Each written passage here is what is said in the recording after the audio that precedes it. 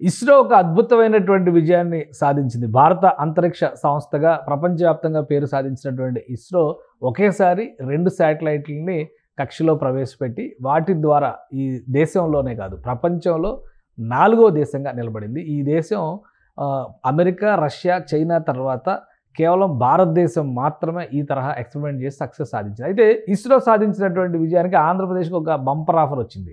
ఇస్రో విజయానికి ఏపీకి bumper offer ఏంటా అనుకుంటున్నారా?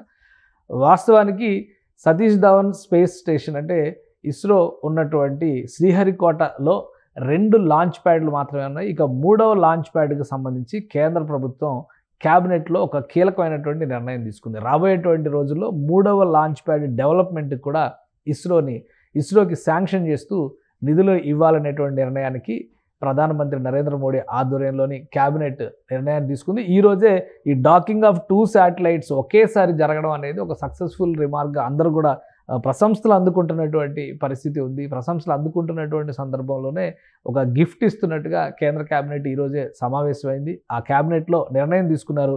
ప్రస్తుతం ఇస్రోకి సంబంధించి షార్లో అంటే శ్రీహరికోట స్పేస్ రీసెర్చ్ సెంటర్లో 2 లాంచ్ ప్యాడ్లు ఉన్నాయి. ఈ 2 లాంచ్ ప్యాడ్లతో పాటు 3వ లాంచ్ ప్యాడ్ని శాంక్షన్ చేసింది కేంద్ర ప్రభుత్వం. అలానే ఇప్పుడు ఉన్నటువంటి వ్యవస్థల్ని అధునాతన అవసరాలు ఫ్యూచరిస్టిక్గా ఆలోచిస్తూ వాటిని మరింత అడ్వాన్స్మెంట్ చేసే విధంగా కూడా చర్యలు తీసుకోవాల్సిందిగా కేంద్ర ప్రభుత్వం ఒక నిర్ణయం తీసుకుంది. ఇస్రో చేసినటువంటి ప్రతిపాదనలన్నింటికి కూడా ఆమోదం తెలిపింది.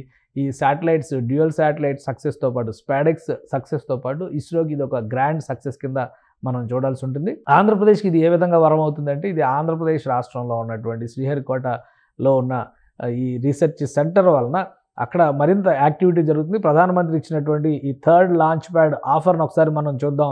క్యాబినెట్ కంప్లీట్గా దీన్ని అప్రూవ్ చేసింది. Establishment of 3rd launch pad at Satish Dhawan space centre of ISRO at Sriharikota Andhra Pradesh at a cost of 3,984.86 crores అంటే దాదాపు 4,000 కోట్ల రూపాయల శాంక్షన్. ఇది 3వ లాంచ్ ప్యాడ్ని ఏర్పాటు చేయడానికి ఇస్రోకి ఇచ్చినటువంటి ఒక వరంగానే మనం చూడాల్సింది. ఈ లాంచ్ ప్యాడ్ని రాబోయేటువంటి రోజుల్లో అంటే న్యూ జనరేషన్ లాంచ్ వెహికల్స్కి సంబంధించి ఇస్రో ఉపయోగిస్తుంది. రాబోయే రోజుల్లో మనుషుల్ని అంతరిక్షంలోకి పంపడానికి కావాల్సినటువంటి ప్రయోగాలను కూడా ఇస్రో చేయబోతుంది. చంద్రుడి దగ్గరికి పంపించేటువంటి చంద్రయాన్ 4 ఇంకా రెడీలో ఉంది. అదేవిధంగా మార్స్ ఎక్స్పెరిమెంట్స్ ఇవన్నీ కూడా జరుగుతున్నాయి. కాబట్టి అధునాతన అవసరాలకు తగ్గట్టుగా ఈ స్పేస్ రీసెర్చ్ సెంటర్ని అభివృద్ధి చేయడానికి కావాల్సినటువంటి ప్రణాళికగా దీన్ని మనం చూడాల్సి ఉంటుంది. అంటే stand by launch pad for the 2nd launch pad at శ్రీహరికోటలో ఉన్నటువంటి 2nd లాంచ్ ప్యాడ్కి ఇది ఒక స్టాండ్ బైగా కూడా ఉపయోగపడుతుంది. ఇక enhance launch capacity for future Indian human space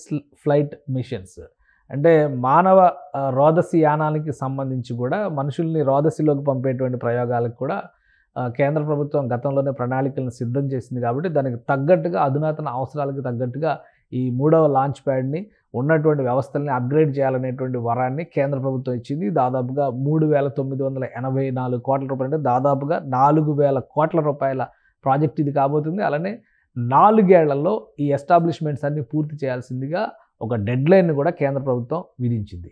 ఇప్పటికే ఆదిత్యయాన్ సక్సెస్ కావచ్చు, మార్స్ ఎక్స్పెరిమెంట్ సక్సెస్ కావచ్చు, అలానే చంద్రయాన్ సక్సెస్ కావచ్చు, ఇప్పుడు తాజాగా హ్యూమన్ ఫ్లైట్ మెషిన్స్ని తీసుకెళ్లాలనేటువంటి ఆలోచన చేయడం అంటే గగన్యాన్ పేరుతో మానవుల్ని రోదసిలోకి పంపేటువంటి ఒక ప్రణాళికని కేంద్ర ప్రభుత్వం సిద్ధం చేస్తుంది. రాబోయేటువంటి రోజుల్లో రోదసి టూరిజం కూడా అంటే స్పేస్ టూరిజం కూడా విపరీతమైనటువంటి ఆసక్తి ఉండేటువంటి రంగంగా మారబోతుంది. అలానే అమెరికాలో మనం చాలా సందర్భాల్లో వింటూ ఉన్నాం.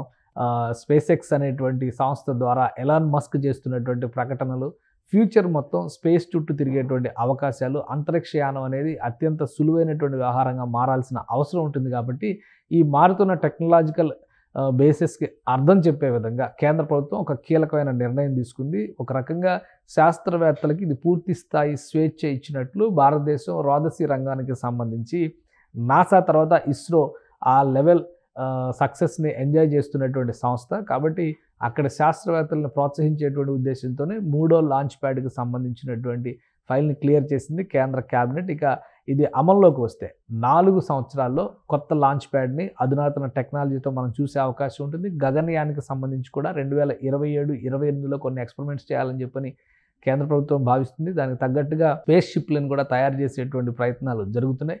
కాబట్టి వీటన్నిటికి కూడా భారతదేశం మిగతా దేశాలతో పోల్చి చూసినప్పుడు భారతదేశంలో రోదసి యానానికి సంబంధించి కానీ అంతరిక్ష ప్రయోగాలకు కానీ కాస్ట్ ఎఫెక్టివ్గా ఉండడం అనేది, అంటే చౌక ధరలకే ఈ వ్యవస్థలను తయారు చేసేటువంటి సమర్థత భారతీయులకి భారత సంస్థలకి ఉండడం అనేది కలిసి వస్తున్నటువంటి అంశం. కాబట్టి రాబోయే రోజుల్లో దీన్ని ఒక లాభదాయకమైన రంగంగా కేంద్ర ప్రభుత్వం గుర్తిస్తోంది. ఈ dual satellite docking machine success కావడం పైన ప్రధానమంత్రి ప్రశంసలు కురిపించారు. ఆంధ్రప్రదేశ్ ఉప ముఖ్యమంత్రి, ఆంధ్రప్రదేశ్ ముఖ్యమంత్రి ప్రశంసలు కురిపించారు. అదే క్రమంలో కేంద్రం ఒక వరాన్ని ఇచ్చింది. ఈ వరాన్ని వీలైనంత వేగంగా కనుక ఎగ్జిక్యూషన్లోకి తీసుకొస్తే ఉమ్మడి నెల్లూరు జిల్లా పరిధిలో, ఒకప్పుడు ఉమ్మడి నెల్లూరు జిల్లా, ఇప్పుడు చిత్తూరు జిల్లా పరిధిలో ఉన్నటువంటి షార్లో మరిన్ని వెలుగులు విరజిమ్మేటువంటి అవకాశాలు పుష్కలంగా ఉన్నాయి. సుమన్ టీవీలో మీ పర్సనల్ అండ్ బిజినెస్ ప్రమోషన్స్ కోసం కింది నెంబర్కి కాంటాక్ట్ చేయండి.